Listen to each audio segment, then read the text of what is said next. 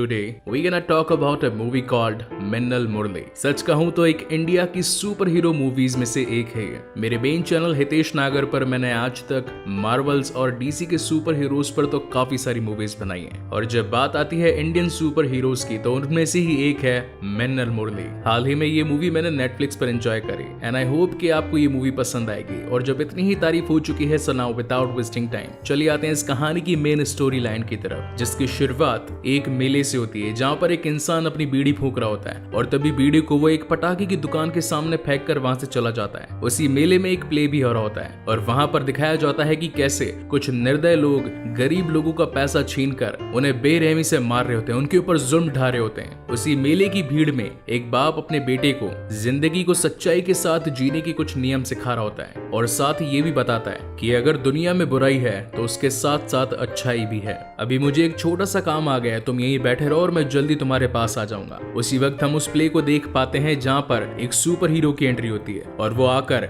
सभी जुल्म करने वालों को बहुत मारता है, बहुत पीटता है। ये देखकर लोग काफी ज्यादा तालियां बजाने लगते हैं, मगर इतने में हम व्यूअर्स देख पाते हैं कि उस पटाखे की दुकान में उस बीड़ी की वजह से जो आग लगी थी उसकी वजह से वहां पर धमाके होने स्टार्ट हो जाते हैं और हर जगह आग लग जाती है और साथ ही मेले में मौजूद जो भीड़ थी वो बेकाबू हो चुकी होती है।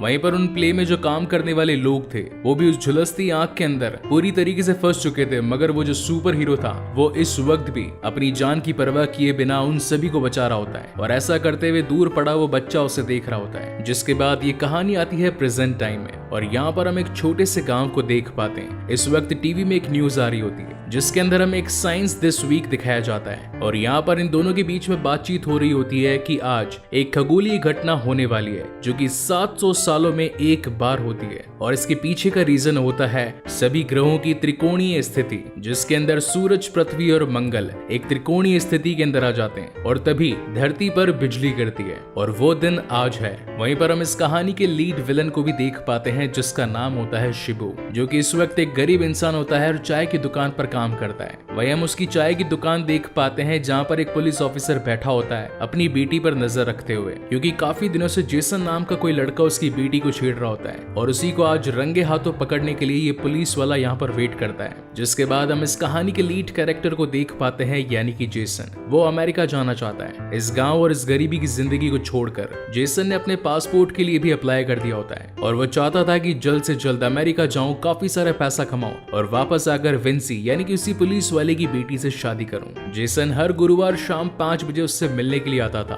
क्योंकि 5 बजे विंसी को अपनी बस पकड़नी पड़ती थी। जब वो उससे मिलने के लिए जाता है इसी बीच पुलिस वाला उसकी फिराक में बैठा था और जैसे ही वो उसे अपने सामने देखता है उसे धर दबोचता है। सबसे पहले तो खींच के एक चमाट देता है और कहता है कि दूसरी बार यहाँ पर दिखना मत, मेरी बेटी की शादी और कहीं तय हो चुकी है, इसलिए वापस कभी भूल कर भी मत आना। वहीं पर हम शिवू को देख पाते हैं जिसके पास में अपनी एक छोटी सी पुरानी ज्योमेट्री होती है जो कि उसे उसके प्यार उषा ने दी थी। उस ज्योमेट्री में एक फोटो भी होती है उषा की। शिबू के पिताजी वहां बैठकर पटाखे बना रहे होते हैं और इतने सारे पटाखे बनाने पर शिबू कहता है कि इतने सारे पटाखे किसके लिए बना रहे हो, अगर आग लगी तो पूरा घर फट जाएगा। तो वो कहते हैं कि जा तेरा काम कर, वैसे भी घर में तो मेहनत करता नहीं, कम से कम मुझे तो करने दे। अब यहाँ पर होता बेसिकली ये है कि शिबू को पता चलता है कि उसके गांव में उसका पुराना प्यार यानी कि उषा वापस आ चुकी है और आज वो उसी से मिलने के लिए जा रहा होता है। तभी वो अपने घर के बाहर एक छोटी सी बोट निकालता है, अपना बचपन का वही पुराना लाल स्वेटर पहनता है और बड़े ही दिल के साथ उषा से मिलने के लिए जाता है। मीनवाइल हम जेसन को देख पाते हैं जो कि इस वक्त विंसी के घर के बाहर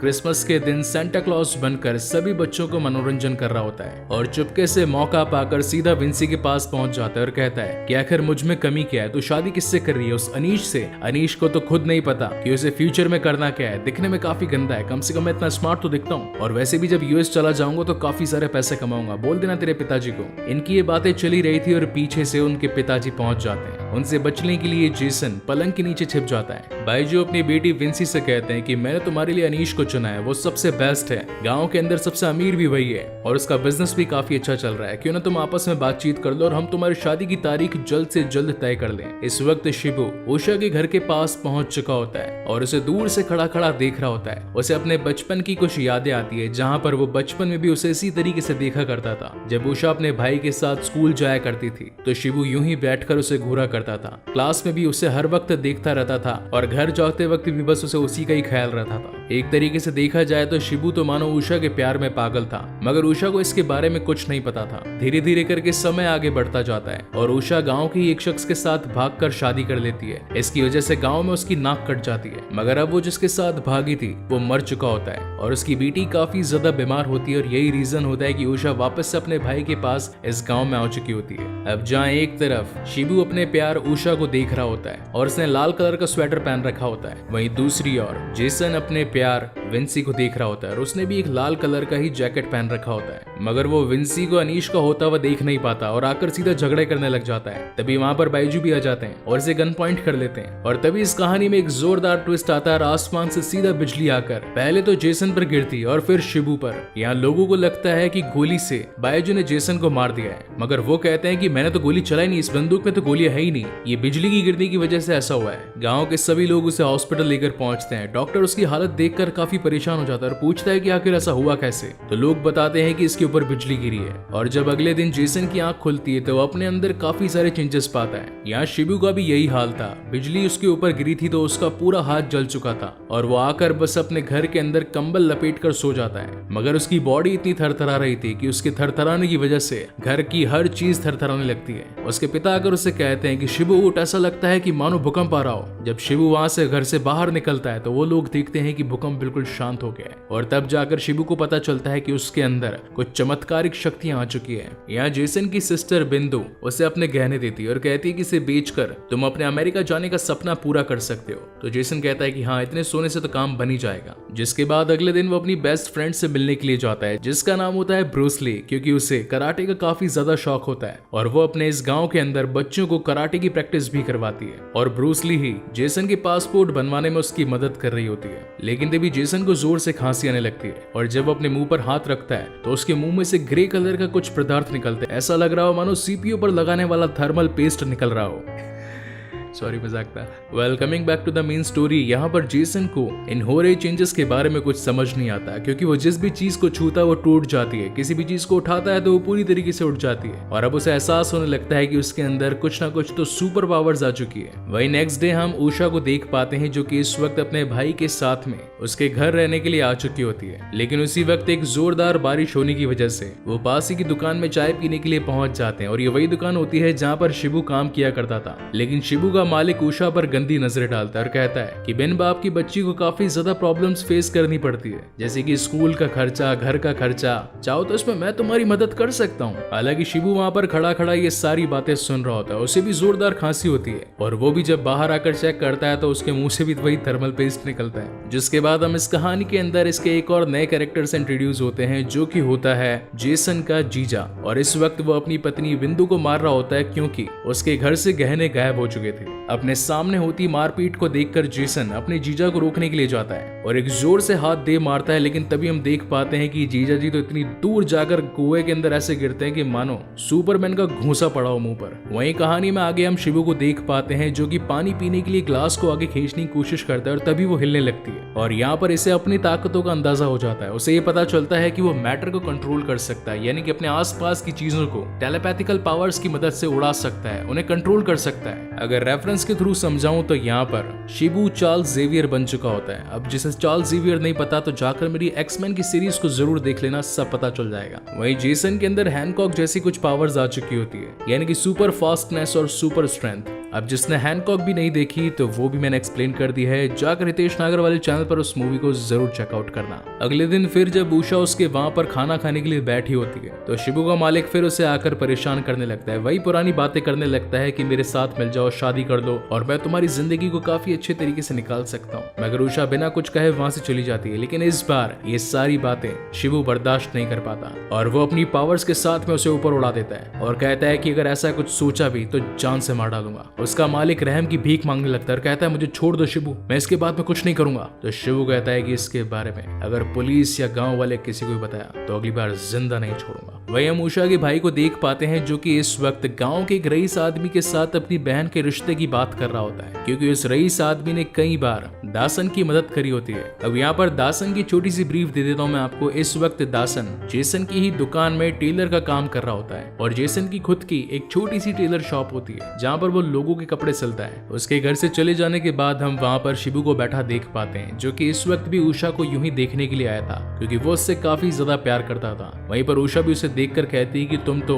शिबू हो ना जो मेरे साथ स्कूल में पढ़ा करते थे। उन दोनों की ही बातें चल रही होती है और इसी बीच हम देख पाते हैं कि उषा की बेटी और ज्यादा बीमार हो जाती है, जिसे ये दोनों ही मिलकर सीधा हॉस्पिटल लेकर पहुंचते हैं। वहीं सीन शिफ्ट होता है जेसन की ओर, जिसका पासपोर्ट वेरिफिकेशन कैंसिल हो चुका होता है और इसी की जांच पड़ताल करने के लिए वो अपने पिता के साथ पुलिस स्टेशन पहुंचता है, जहां पर वो बाइजू से कहता है कि आप अपनी बेटी की खुन्नस मुझ पर क्यों उतार रहे हैं। आपने मुझे कहा कि उसकी तरफ देखना भी मत और ना ही उसके बारे में कभी सोचना, तो वैसे भी मैं आजकल उससे मिल ही कर रहा हूँ, पर आपने मेरे अमेरिका जाने के लिए मेरा पुलिस वेरिफिकेशन क्यों कैंसिल कर दिया। तो बाइजू उसे बताता है कि तेरे स्कूल के डॉक्यूमेंट्स में तेरे बाप का नाम कुछ और तेरे पासपोर्ट वेरिफिकेशन में बाप का नाम कुछ और। तेरे कितने बाप हैं जेसन। ये सुन जेसन को गुस्सा आ जाता है और वो उससे लड़ने लगता है, लेकिन तभी उसके पिता उसे रोक देते और कहते हैं कि बेटा नहीं, ये सच बोल रहे हैं, यहाँ पर गलती मेरी थी। बचपन में मैंने तुम्हें एक मेले से उठाया था जहाँ पर तुम काफी बुरी हालत में थे। तुम्हारे पिता उसी मेले में एक आग लगी थी उसमें जलकर मारे गए, मगर उन्होंने मरने से पहले काफी सारे लोगों की मदद करी और मुझे कहकर गए थे कि मेरे बेटे का ध्यान रखना।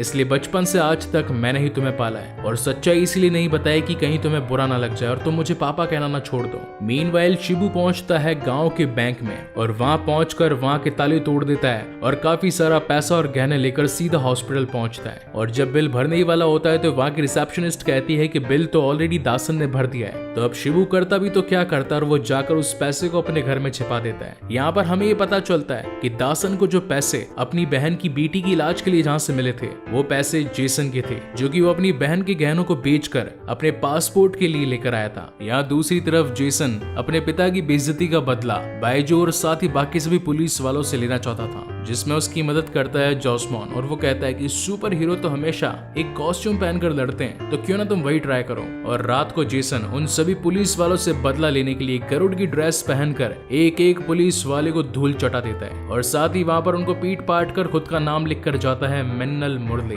अगले दिन अखबार में एक न्यूज छपती है जहाँ पर दो इंसिडेंट्स हमें पता चलते हैं। पहला इंसिडेंट जहाँ पर किसी मिन्नल मुरली ने पुलिस वालों को कुत्तों की तरह धोया, वही दूसरा इंसिडेंट की उसी गाँव के एक बैंक को तोड़कर कोई वहां से ढेर सारा पैसा चुरा कर भाग गया। इन दोनों अलग अलग घटनाओं को पुलिस वाले एक ही जने के बारे में सोच रहे थे। अब यहाँ एक तरफ तो शिबू को भी ये बात क्लियर हो जाती है कि उसी की जैसी ताकत रखने वाला इस गांव में दूसरा और कोई है। वहीं पर जेसन को भी ये बात पता चल जाती है कि सेम टू सेम ऐसी ही ताकतें रखने वाला इस गांव में उसके जैसा एक और शख्स भी है। जब जेसन अपनी दुकान से अपने पैसे लेने के लिए पहुंचता है ताकि वो पासपोर्ट वेरिफिकेशन को आगे बढ़ा पाए, तो उसे उसके पैसे मिलते ही नहीं है और तब उसे पता चलता है कि जिस ड्रॉर में उसने पैसे रखे थे उस ड्रॉर में से कल कुछ सामान निकालने के लिए दासन यहाँ पर आया था और दासन ने उसके पैसे चुरा लिए। इसलिए वो पूरे गांव के सामने दासन को बेइज्जत कर देता है और कहता है कि मुझे मेरे पैसे चाहिए। हालांकि दूर खड़ा ये इंसिडेंट्स शिबू भी अपनी आंखों से देख रहा होता है और वो रात को जाकर परेशान दासन को वही पैसे लौटाता है और कहता है कि तुम्हारी बहन की बेटी की इलाज के लिए कुछ पैसे चाहिए होंगे ना तुम्हें, लो इसमें मैं तुम्हारी मदद कर देता हूँ। मगर दासन शिबू को बुरा भला कह देता है और कहता है कि तुझ जैसे पागल से कौन पैसे लेगा, और वैसे भी तू तो एक चाय की दुकान में काम करता है, तो तेरे पास इतना पैसा आया कहाँ से, क्या तूने चोरी करी। शिबू से समझाता है कि वो एक अच्छा इंसान है और वो उसकी बहन के साथ शादी करना चाहता है। इस पैसों के बदले वो उसकी बहन के साथ शादी करके उसे एक पति का दर्जा देगा। मगर दासन को ये बात सुनकर गुस्सा आ जाता है और वो उसे गालियां देकर वहां से भगा देता है। कुछ देर बाद में शिबू मुंह पर एक स्कैरक्रो का मास्क पहनकर, जैसा कि बैटमैन के विलन पहना करते थे, वैसा ही कुछ पहनकर उसके सामने आ जाता है और कहता है कि जब तक तुम जिंदा रहोगे उषा से मेरी शादी कभी नहीं हो पाएगी, इसलिए मुझे पहले तो तुम्हें अपने रास्ते से हटाना होगा। और वो उसी रात जेसन की दुकान में आग लगाकर दासन को वहीं पर मार डालता है। जेसन के घर पर उसके पिताजी से समझाते हैं कि दासन यहाँ पर हमारे पास में काफी सालों से काम कर रहा था, तुझे इस तरीके से दासन को बुरा भला नहीं कहना चाहिए था, अब जा और जाकर उससे माफी मांग। इसी चक्कर में जेसन जब दासन से माफी मांगने के लिए जाता है तो उसे पता चलता है कि दासन को तो किसी ने उसी की दुकान में आग लगाकर जान से मार डाला। गांव वालों का सीधा शक जेसन पर जाता है क्योंकि उसी दिन मॉर्निंग के अंदर जेसन ने उसे पैसों के बारे में धमकाया था। इसीलिए जेसन इस बात का पता लगाना चाहता था कि आखिर दुकान में आग किसने लगाई और दासन को जान से किसने मारा। तभी उसे याद आता है कि सामने की दुकान पर अनीश ने सीसीटीवी कैमरा लगा रखा था और वो जाकर वहां की कैसेट लेकर सीधा पुलिस स्टेशन पहुंचता है और कहता है कि सीसीटीवी के अंदर हमें उस कातिल के बारे में पता लग जाएगा जिसने दासन को मारा। मगर इस वक्त ये बात शिबू को भी पता लग चुकी होती है, इसीलिए वो अपना मास्क पहनकर सीधा पुलिस स्टेशन पहुंच जाता है और सारे पुलिस वालों की पिटाई कर गुरा के उस कैसेट को वहां से लेकर भागता है। जेसन इस बात को जानता था कि वही कैसेट उसे बेगुनाह साबित कर सकती है, इसलिए वो शिबू के पीछे पीछे भागता है। वेल ये सीन मुझे काफी हद तक कुंफू हसल मूवी जैसा ही लगा। वेल वो मूवी काफी ज्यादा कॉमेडी थी और उससे भी मैंने एक्सप्लेन कर रखा है, तो अगर चाहो तो उस मूवी को हितेश नागर चैनल पर जाकर कुंफू हसल टाइप करके चेकआउट कर सकते हो। Coming back to the main story, इस वक्त ना तो जेसन को पता होता है कि सामने वाला इंसान शिबू है और ना ही शिबू को पता होता है कि वो दूसरे शक्तिमान जेसन है। मगर फिर भी उनके बीच में काफी ज्यादा लड़ाई होती है, लेकिन एक बस को बचाने के चक्कर में शिबू वहां से भाग जाता है। मगर अगले दिन जब वो हॉस्पिटल में अपनी मलम पट्टी करवाने के लिए पहुंचता है तो डॉक्टर्स से पता चलता है कि एक इंसान जिस पर कुछ दिन पहले बिजली गिरी थी, जब हमने उसका टेम्परेचर चेक करा तो हमारी मशीन ही फट गई, जैसे कि मानो उसके अंदर काफी सारे हॉर्स पावर दौड़ रहे हो। और जब शिबू उस हॉस्पिटल के रिकॉर्ड्स चेक करता है तो उसे पता चलता है कि वो दूसरा शक्तिमान और कोई नहीं बल्कि जेसन है। वहीं जेसन ने भागते वक्त शिबू की जो गर्दन पकड़ी थी और उसका कॉलर फटा था, तो उस कॉलर पर नाम लिखा था जेसन, यानी कि उसी की दुकान का शर्ट। और जब वो अपने दुकान के चले हुए रिकॉर्ड्स चेक करता है तो उसे पता चलता है कि वो शर्ट तो उससे शिबू ने खरीदी, यानी कि अब इन दोनों को ही इन दोनों की शख्सियत के बारे में पता चल चुका होता है। अब देखा जाए तो पूरे गांव के अंदर मिन्नल मुरली नाम का शख्स जिसके पास में काफी सारी सुपर पावर्स हैं, वो बहुत ज्यादा फेमस हो चुका था। लेकिन पुलिस वाले तो उससे वैसे भी परेशान थे, इसीलिए उन्होंने गांव के सभी लोगों के अंदर ये बात फैला दी कि जो भी मिन्नल मुरली को पकड़ कर लाएगा उसे एक भारी इनाम मिलेगा। जहाँ एक तरफ तो गांव के सभी लोग मिन्नल मुरली को पकड़ने के लिए तैयार थे, वहीं दूसरी ओर अकेले के अंदर शिबू और जेसन मिलते हैं, जहाँ पर शिबू उसको ये बताता है कि मैं जानता हूँ कि वो दूसरे शक्तिमान तुम हो जो कि खगोलीय घटना के अकॉर्डिंग सुपर हीरो बन चुके हो। तो जेसन उससे कहता है कि बैंक का पैसा तुमने चुराया है और पुलिस मुझे ढूंढ रही है, आखिर तुमने ऐसा क्यों किया, और साथ ही दासन को भी तुमने जान से मारा, तुम बुरे हो। तो शिबू कहता है कि मैं बस उषा से प्यार करता हूँ, मेरी एक बार उषा से शादी हो जाए तो मैं गाँव छोड़कर चला जाऊंगा, ना ही मैं तुम्हें कोई प्रॉब्लम क्रिएट करूंगा और ना ही इस गाँव में वापस दोबारा आऊंगा। हालांकि इनकी ये बातें चली रही थी और दूर से पुलिस वाले और कुछ गाँव के लोग मिन्नल मुरली को पकड़ने के लिए आए थे। अभी दोनों ही सोचने लगते हैं कि आखिर पुलिस किसे पकड़ने के लिए आई है, जेसन को या शिबू को। लेकिन तभी शिबू की नजर अपने मालिक पर जाती है जो कि इस वक्त पुलिस वालों के साथ होता है, तो वो जेसन को यहाँ से भागने के लिए कहता है और साथ ही ये भी कहता है कि इस वक्त ये पुलिस वाले मुझे पकड़ने के लिए यहाँ पर आए, तुम यहाँ से जाओ, इन्हें मैं देख लूंगा। और यहाँ पर अकेला शिबू अपनी मैटर मैनिपुलेटिंग पावर्स के साथ में उन सभी पुलिस वालों और गाँव के लोगों को धूल चटा देता है। जहाँ पुलिस वालों की एक टुकड़ी तो शिबू का मुकाबला कर रही होती है, वहीं पुलिस वालों की दूसरी टुकड़ी जिसके अंदर जेसन का जीजा शामिल था, उसे ये पता चल चुका होता है कि जिसने उस दिन पुलिस वालों की पिटाई करी वो और कोई नहीं जेसन ही है, यानी कि असली मिन्नल मुरली यही है, और वो उसे पकड़कर जेल में डाल देते हैं। रात को सभी गांव के लोग शिबू को मारने के लिए बहुत सारी मशालें लेकर उसके घर पहुंच जाते हैं। वहीं पर शिबू जब उन सभी से अपनी जान बचाकर जब अपने घर में पहुंचता है तो वो वहां पर उषा और उसकी बेटी को पाता है। वेल ये फर्स्ट टाइम था जब शिबू ने उषा को अपने सामने इतने प्यार भरी नजरों से देखा था। बेसिकली अभी वक्त आ चुका था जब शिबू ने अपने प्यार यानी कि उषा को पा लिया होता है और अब जाके उसका बचपन का प्यार भूलना जाना रे फिनिश होता है। वेल आई एम जोकिंग, क्योंकि उषा की बेटी जो काफी ज्यादा बीमार थी, इलाज के पैसे मिल जाने की वजह से वो पूरी तरीके से ठीक हो चुकी थी, जिसका पूरा क्रेडिट शिबू को ही जाता था। मगर गांव वालों के वहां पर पहुंच जाने की वजह से शिबू उन दोनों को ही घर के अंदर भेज देता है और अकेला उन सभी से लड़ने के लिए उनके सामने आ जाता है। वो सभी उसे जान से मारने के लिए काफी सारी मशाले उसकी ओर फेंकते हैं, मगर मैटर मैनिपुलेटिंग यानी कि टेलीपैथिकल पावर्स की मदद से शिबू उन सभी मशालों को हवा में उड़ा देता है और उन सभी को दूर फेंक देता है। मगर फिर भी एक शख्स की जलती मशाल उसके घर की छत पर आकर गिरती है और जो इतने सारे पटाखे शिबू के पिता ने वहां पर बनाकर रखे थे वो सारे के सारे आंख पकड़ लेते हैं और देखते ही देखते शिबू की आंखों के सामने उसका पूरा घर जलकर खाक हो जाता है। वहां पर एक जोरदार धमाका भी होता है जिसके अंदर उषा और उसकी बेटी जान से मारे जाते हैं। शिबू जोर से उनके पास भागकर उन्हें बचाने के लिए जाता है, मगर अगेन एक जोरदार ब्लास्ट होता है और सब कुछ खत्म हो जाता है। गांव वाले सोचते हैं कि वो मर गया और वो सभी वहां से चले जाते हैं। मगर जब हम व्यूअर्स अगले दिन का सीन देखते हैं तो वहां पर हम शिबू को जिंदा देख पाते हैं, जो कि इस वक्त क्रोध की ज्वाला में जल रहा होता है, क्योंकि जिस प्यार को उसने हमेशा से पाने की इच्छा करी थी, जब वो उसके पास आ गया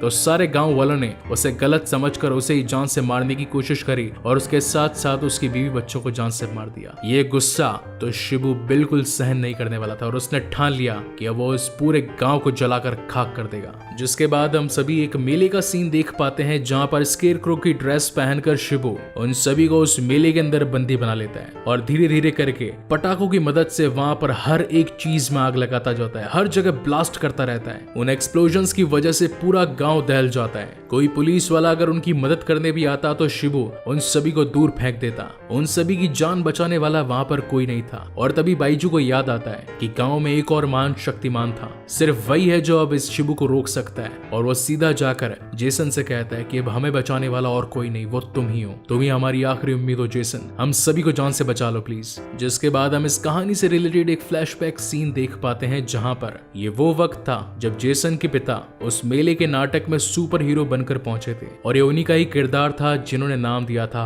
मिन्नल मुरली। ये वो कैरेक्टर था जो कि लोगों की भलाई के लिए और सच्चाई के लिए हर वक्त खड़ा रहता था। और आज जब इतने सारे लोग इतनी मुसीबत में थे तो उसी कैरेक्टर को वापस से अपने अंदर जिंदा करके मिन्नल मुरली वापस आ चुका था। और फिर हमें दिखाई जाती है इस मूवी की one of the best fight, जहां पर काफी अच्छे सीजीआई और ग्राफिक्स के साथ हम सभी को बहुत ही बेहतरीन विजुअल इफेक्ट्स देखने को मिलते हैं। ये दोनों ही अपनी शक्तियों के साथ एक दूसरे को हराने की पूरी कोशिश करते हैं। जहां एक तरफ तो जेसन के पास सुपर ह्यूमन स्ट्रेंथ, वहीं दूसरी ओर शिबू के पास में मैटर मैनिपुलेटिंग और टेलीपैथिकल पावर्स, जिसकी मदद से वो भाले को उसकी ओर फेंक कर मारता है। पहले तो यहाँ पर जेसन हारता नजर आता है, लेकिन जब उसे याद आता है कि खगोलीय घटना जो कि 700 सालों में सिर्फ एक बार होती है, अगर उसकी बिजली से मेरे अंदर शक्तियां आई हैं तो सेम टू सेम उसके अंदर भी आई है। इसका मतलब यह है कि जो चीजें शिबू कर सकता है वो मैं खुद भी कर सकता हूँ। और फाइनली जाकर जेसन अपनी पूरी ताकत और टेलीपैथी का यूज करता है और एक जोरदार प्रहार के साथ में शिबू को जान से मार डालता है। और इसी के साथ एक बड़ा हादसा भी टल जाता है और सारे गांव वालों की जान बच जाती है। अब यहाँ पर हमें कहानी में थोड़े आगे का समय दिखाया जाता है, जहाँ पर हम ये देख पाते हैं कि जेसन जो कि यूएस जाना चाहता था, अब उसने वो प्लान छोड़ दिया है और अब इस गांव की रक्षा के लिए वो तैयार हो चुका है। और इसी के साथ ये शानदार कहानी यहीं पर खत्म होती है। सो गाइस, आपको ये वीडियो कैसा लगा प्लीज मुझे लाइक और कमेंट करके जरूर बताइएगा। और अगर पहली बार इस चैनल पर आए हैं तो इसे सब्सक्राइब जरूर कीजिएगा, क्योंकि इसी तरीके की बेहतरीन और क्लासिकल मूवीज में आप लोगों के लिए लेकर आता रहता हूँ।